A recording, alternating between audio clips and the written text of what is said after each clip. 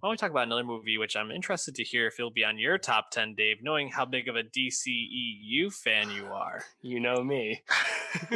Wonder Woman 1984, the Patty Jenkins follow up to uh, her original Wonder Woman, starring Gal Gadot, Chris Pine, coming back, baby, Pedro Pascal, Kristen Wiig, star studded cast. Dropped on Christmas Day on HBO Max, which is notable because this will be something we're talking a lot about with Warner Brothers throughout the next year, as this is their temporary, supposedly plan. Um, and Dave, this movie totally disappointed me as well. um, and it's funny because when we've been talking about these DC movies recently, I think we had felt like some of them are moving in the right direction, right? Shazam, I think we felt like Hmm. was a pleasant surprise at how good Definitely. we felt like it was. Really fun. Good Yeah, tone. Aquaman, like Yeah. besides some Go for it. visual, you know, gaffs, maybe I don't even know. Like I guess cheapness. Overall, pretty good. Yeah.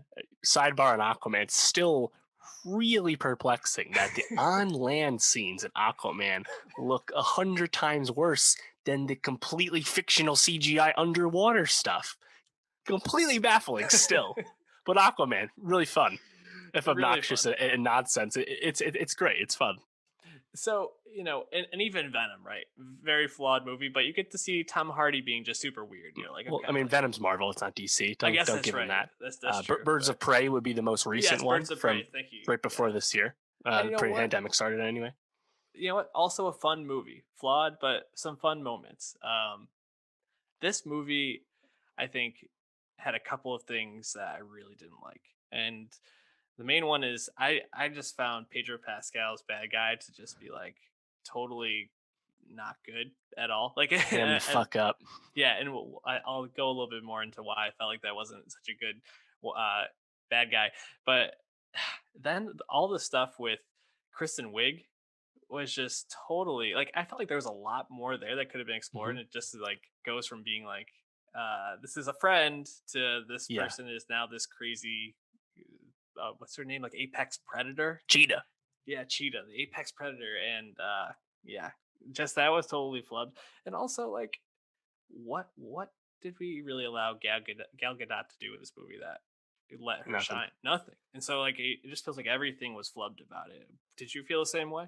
Yeah, and that's the thing too. Is this movie Wonder Woman 1984 has been really raked over the coals online since Christmas, and I think if this had been a normal year, this had come out in June like expected, and it wasn't the only superhero movie of the year. We also had Birds of Prey and Black Widow and Eternals and even New Mutants. Like it would have been disliked and still criticized, but it wouldn't have been to this degree. I think Right. because this was right to our homes, anticipated because there was nothing really else, Mhm. besides Soul. Like people kind of had the pitchforks ready as a result. And like in a normal world, it wouldn't have been to this degree. But Mhm. movie's still not really that good. But it's just kind of interesting to see like the vitriol for the product to be like really amplified Yeah. given our current circumstances. And funny enough, it actually grossed in the U.S. the most in opening weekend since March, with Hell yeah. 16.7 million, actually beating Tenet's opening weekend. And it had since had a really steep decline in its second weekend, which again shows you what the times we're in because normally the holiday calendar every weekday is like a weekend, and it's Right. anything but. So the movie's falling fast at the box office. It will not do Tenant numbers Mhm. domestically, but it's been doing decently internationally. But it was interesting to see that kind of vitriol. But yeah, I mean, it's a movie that there's just so many like cracks in the hull that you're just kind of confused to how it got to this point. And just something I was theorizing is we remember when Wonder Woman comes out in 2017, big hit, kind of quite easily the most critically well liked consensus wise of the DCE movies to that point. Also, the biggest opening weekend for a female director, solo female Mhm. director, like a really notable movie for many reasons. And like, oh wow, well we're fast tracking a sequel. Patty Jenkins is back. Gal Gadot's already got her big contract. Blah blah blah. I wonder if the fast tracking hurt this because Mhm. this movie, I believe this movie was filmed like nearly 2 years ago. Like it's been in the can because of the effects work, but like they kind of crapped this out fast, and parts of it kind of feel like you could tell. And like I remember when they cast Kristen Wiig, I was like, Kristen Wiig, that's strange to me. Mhm. But I actually think she was really well cast for the beginning of the movie, the best part of Right. Wonder Woman 1984.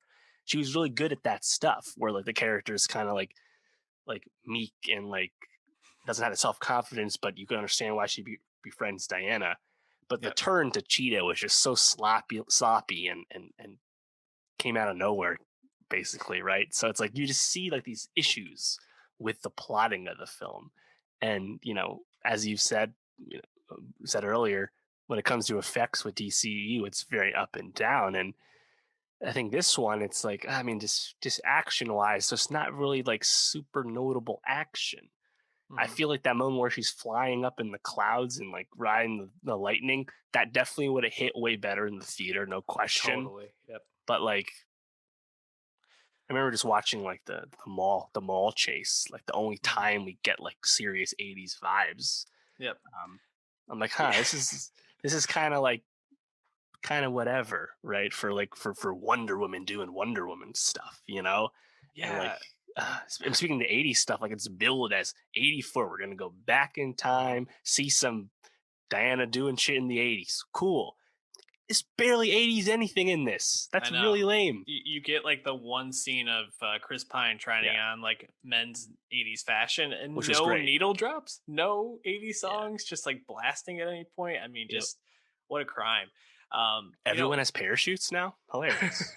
I know. And that's the thing is like, I think that first hour, even if like not a lot happens like plot wise, it's fun, like you're kind of just enjoying being with those characters. And then once the plot really starts picking up and Maxwell Lord starts taking all the wishes and stuff, that's when it just Hmm. starts to become too much. And um going to Pedro Pascal's character, right, as like the wishing stone, how he becomes the wishing stone.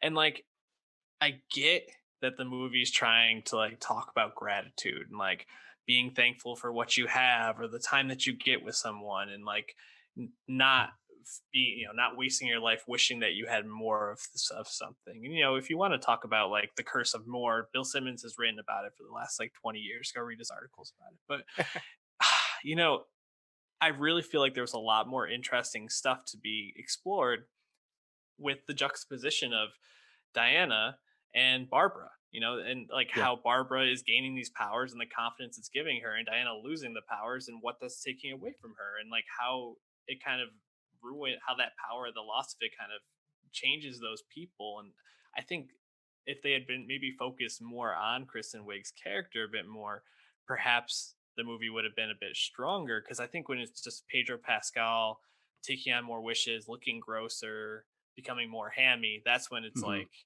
okay, I'm really losing this. And the more you think about like the wishing stuff, you want to go back to like picking apart movie concepts like Tenet. Why didn't someone just wish for all this to stop? Like, wouldn't that have ended Yeah. things? Like, I don't know. There's like a lot of, is everybody wishing for bad stuff? I don't. Right. And that was actually a criticism that was starting to get lobbed around too, is this is taking place in the DCU continuity in 1984, where Superman is only a baby, but Batman's like 15. Did Batman wish for his parents to come back? And like, not a criticism because Batman's not in the movie. Like, you Right. can't really make Doesn't that matter. point.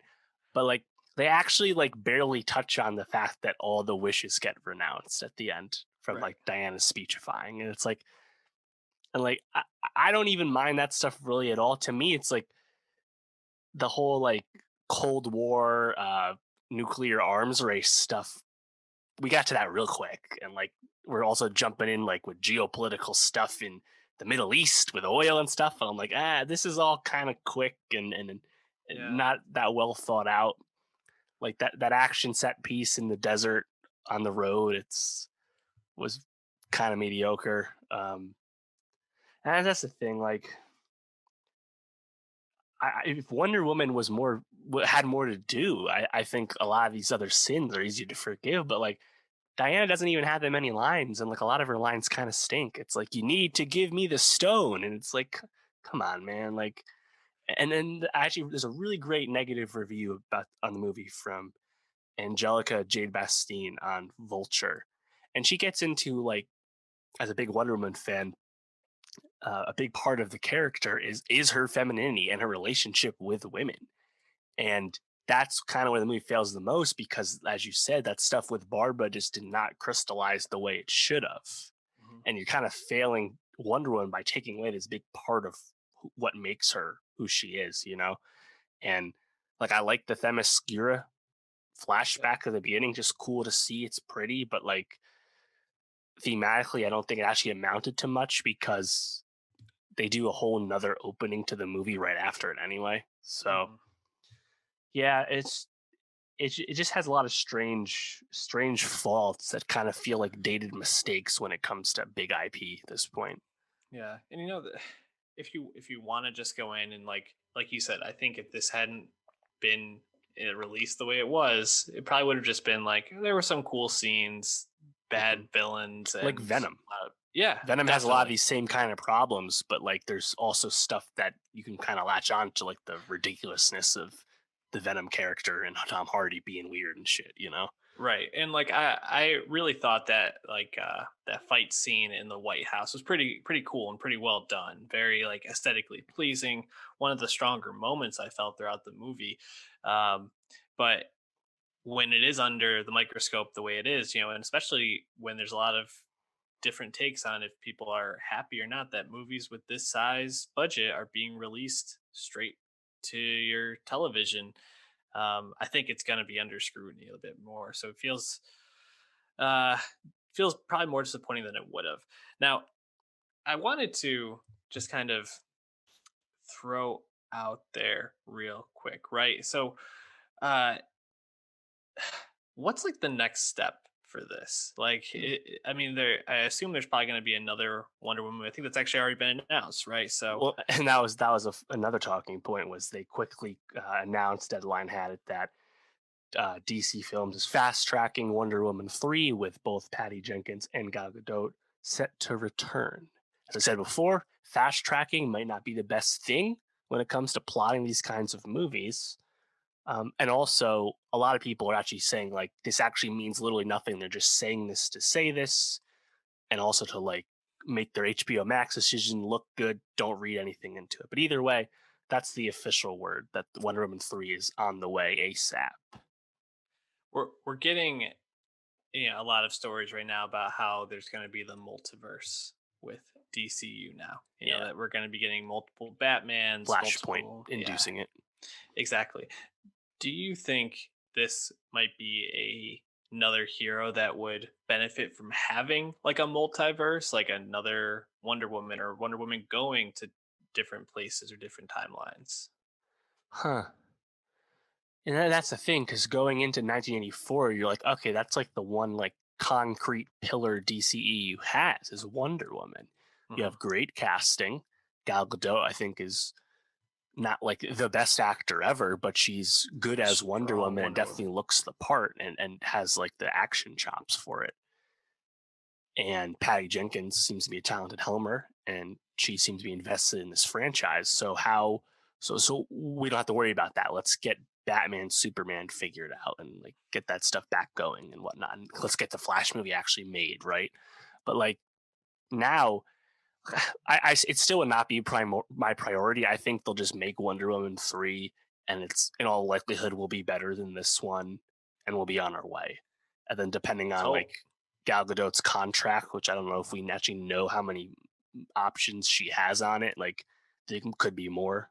Um, you look at the DC, like Walter Hamada profile in New York Times let out like the plan of DC is trying to ramp up with films and smaller scale films on HBO Max. So it feels like they're beginning to really kick this into high gear because remember there's been a big leadership change in terms of running Mhm. these movies. So I don't know how rash they would be to like make any huge changes to the character because it seems like Patty Jenkins and Gal are both pretty invested in the direction of this where Wonder Woman goes. So yeah, I mean I don't know, but like then again, given her age, yeah, you could just make a movie during any time you want, I guess, Yeah. because it's fine.